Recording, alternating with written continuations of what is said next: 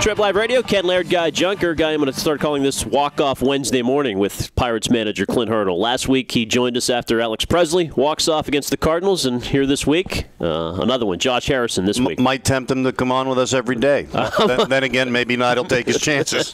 Clint, good morning. I imagine that's not the case every day, but how much fun are you guys having going to work right now?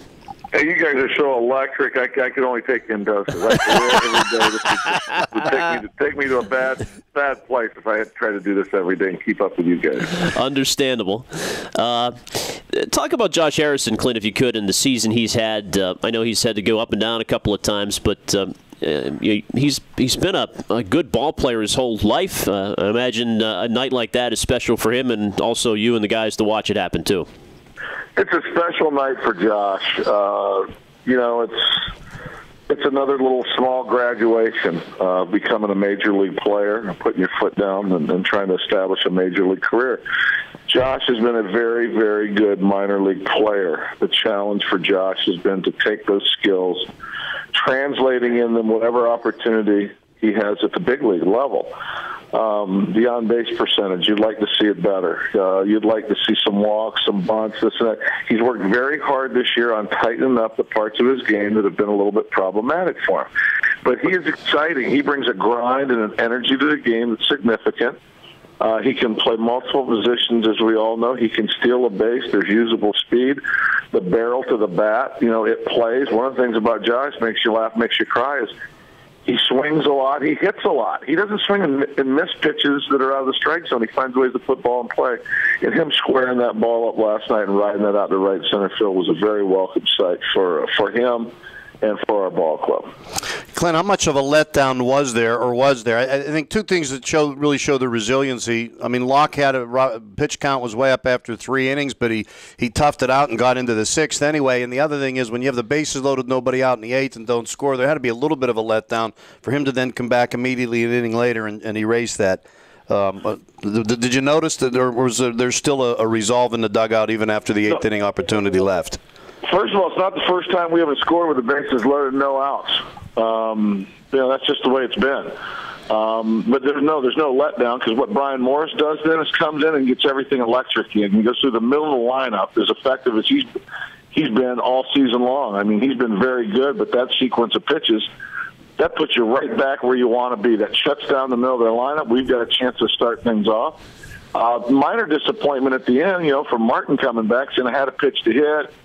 But we play forward. We've talked about it all season. We talked about it in the beginning of spring training. When something happens and we make a mess, we clean it up ourselves. We rip off the rearview mirror and play forward. And that's what we did last night. We played forward in the 9th on the top. Harrison, big swing in the bottom. And then nobody's talking about really the missed opportunities as much. We felt them. Well, Clint, I know in the postgame last night you talked to the media about feeling a little bit of the magic in the air and some of the things that happen in a game and over the course of the season. And Guy told me not to ask you about 82 wins because he said you'd hang up on us. But how about the 95? Did you predict 95 wins at the beginning of the year? Is that accurate, or was that, if not a prediction, a goal, or a mindset? Well, not to be one to say the media might take something and twist it, but that's what I'm saying. No, I was asked what it would take for us, what do I envision for us to make the playoffs. And 95 wins will put us in the playoffs. That's what I said then. It's on tape. You all can look it up. It's not like it's been hid. I mean, we can research anything. I said for us to make the playoffs, we need to win 95 games. That I think almost guarantees you a spot in the playoffs. All the teams just won 95 wins. They said, "Well, do you think this team can win 95 games?" I said, "I think we've got the capabilities of winning our division and getting in the playoffs." So, big number, absolutely. I think many times in sport and in life, we don't challenge ourselves greatly enough. We have a tendency to set our bar too low. Then we get it, and we're like, "Oh yeah, woo," and that's it. So. I want to let the guys know what I thought of them coming out of the chute, what I thought they were capable of. Was it something that was going to bang around? Have we banged it around? No, we don't talk about it in the clubhouse. We talk about winning the game today. But I'll look anybody in the eye and tell them our goal is to win our division and to make it in the playoffs and to win a World Series. Clint, I asked you in your office yesterday afternoon when we were all chatting about if you were concerned with Jeff Locke's increased hit total the last couple of games, and it was up again last night. But I prefaced the question saying that's not always an accurate portrayal. And to me last night, I'm looking at my scorecard here, 4 infield hits. He has a guy picked off, and the throw hits the umpire. I mean, was that an example of a game that he wasn't necessarily hit hard, but the numbers look like maybe he was? Yeah, I think so. We also had, one of the ground ball hits is to the left side of the infield in the 6th hole. We're not able to get out at third base, which complicated things. So a couple mishandled plays, 4 infield hits. There's a fine line between success and failure at the major league level. There's a fine line between a guy being hot and a guy being not at the major league level. Those balls that are hit maybe early in the year, they're right at people. We're making plays. Different finishes to plays for Locke. As I said last night after the game, this is what I enjoy the most about the sport, is watching the challenges that men get presented during the course of the season and how they handle individually, how we handle them collectively as a team. Jeff is being challenged right now. We don't want him to get on his heels. We want him to continue to be aggressive, to pitch with intent and conviction. Do you think there's a little human nature when things don't go your way? Maybe in that back of your mind, it's okay, I don't want to mess this up. He had no thoughts about messing anything up the first half of the season. It was pedal to the floorboard. I get something to prove, and that's the things we're going to continue to remind him of when he's most successful, when he's at his best, is when he pitches with intent and conviction and with aggressive nature. Pirates manager Clint was our guest here on Trib Live Radio. Ken and Guy. The leadership group that you put together before the season, Clint, I thought that was a brilliant idea when I heard of it, and I think Dan Kovacevic wrote about it in our paper. How has that played out over the course of the year? When you guys are playing so well, do you even have meetings with your veterans, as sort of was the plan? Sure we do. I mean, you're going to have a plan, you stick to the plan. We meet twice a month. We meet every 2 weeks. Some of the meetings have taken longer than other ones because everything's wide open. I want their thoughts. I want things that they're feeling. I want to know if there's anything we can improve upon, whether it be clubhouse related, whether it's travel related, whether it's in-game related. We're having some fun with the dress code again this trip. We're going Greece, the Greece movie theme, jeans and white T-shirts and tennis shoes, and just whatever's on their mind. If they've got a rock in their shoe, get it out.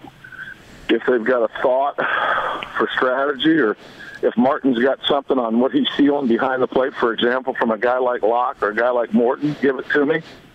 How are our young guys doing in the clubhouse? Do we need to pay them a little more attention? Do we need to back away? All of that comes into play. Is that dress code mandatory? I mean, is there a rogue? I mean, you got to go Greece on the road trip, is what you're saying. Anytime we got a theme, you got to go. Okay. You don't want to be a lonely jackass standing on the side of the deal, not involved. In a suit and tie. You're basically sending a statement that, you know what, I'm not all in. Clint, we've seen other guys in the minor leagues tear the cover off the ball and put up big home run totals in recent years. Steve Pearce, Brad Eldred, a couple of Pittsburgh players that comes to mind. Andrew Lambu hits 2 more home runs last night. I know you guys have been talking about him. You're sitting there 24 games over 500, best record in the majors. On one hand, you think, where do we have room for him? Things are going well. And on the other hand, you always look to improve. I mean, is there any chance we see him before September, or what's going on there? Oh, there's a chance. I mean, who knows what's going to happen tonight? There's injuries. There's a whole host of things that could happen. We've had that conversation. To Andrew's credit, he's worked his way back in our major league picture. He was on the 40-man roster 2 years ago, had every opportunity to move forward. Things didn't go well. He learned some very valuable lessons. He's been able to reignite his skill set defensively. He's making enough plays that keeps him serviceable and available out there. He'll leave his feet for a ball. He's got a strong throwing arm. Offensively, the bat has showed up the best since we've acquired him. We will see. We got a little more time to see some of these other guys spark. If not, again, he was part of that safety net that we talked about, that we knew we had in hand if we needed to go look for some internal options. To his credit, we're all pulling for him. It'd be great. Another great story, and, we don't see him before. There's every opportunity that he's going to have a shot to be up here when the rosters expand. Well, last thing for you, Clint. I know you got the standing ovation at Starbucks last week. Has that continued? Are you expecting that every time you go out now? You guys have all become rock stars. No, hey, trust me. Things were rocking and rolling last year earlier in the summer. Didn't quite end up the same way. So it's a very humbling thing when you can bring happiness and joy to a lot of other people for a lot of different reasons, whether it be our people that sell season tickets. Can you imagine what that job's been like the last 20 years? Selling season tickets at Pirates game, and now that job's taken on a different flavor. The merchants downtown, the vendors, all of our employees, the people in the coffee shop. They feel what they need to feel. They want to clap. It was humbling. I just want to finish this off. Our coaches want to finish this off. Our players want to finish this off for everybody here in the Bird.